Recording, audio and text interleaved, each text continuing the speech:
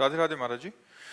महाराज जी, जैसे मनुष्य मनुष्य शरीर बहुत मुश्किल से मिलता है महाराज, इनका पूरा भाव है कि सत्पुरुषों का संग भी बहुत दुर्लभ है महाराज जी। बट कहते हैं कि सत्पुरुषों के मिलने से पुण्य पुंज खत्म हो जाता है महाराज जी। तो कह रहे हैं कि वो जो हाँ, कौन किसने कहा? ऐसा नहीं, है कि जैसे मतलब संत जन दर्शन से पुण्य बढ़ते हैं।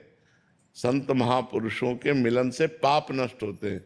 संत दरस जिम पातक टरई।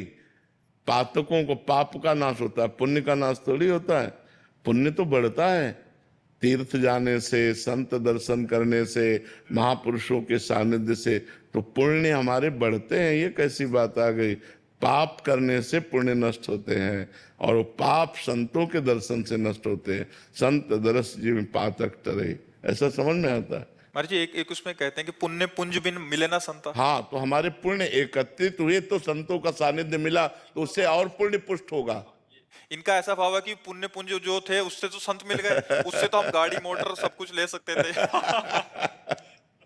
नहीं नहीं, वो तो एकत्रित है ही, और पुण्य बन गया, और पुण्य बन गया। ऐसा थोड़ी कि पुण्य नष्ट हो गया, नहीं नहीं।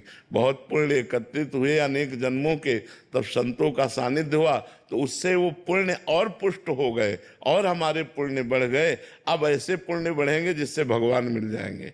संत दर्शन का मतलब है भगवान से मिलने की सूचना। अगर सत्संग मिल गया, सच्चे साधु मिल गए, तो इसका मतलब भगवान भी मिल जाएंगे।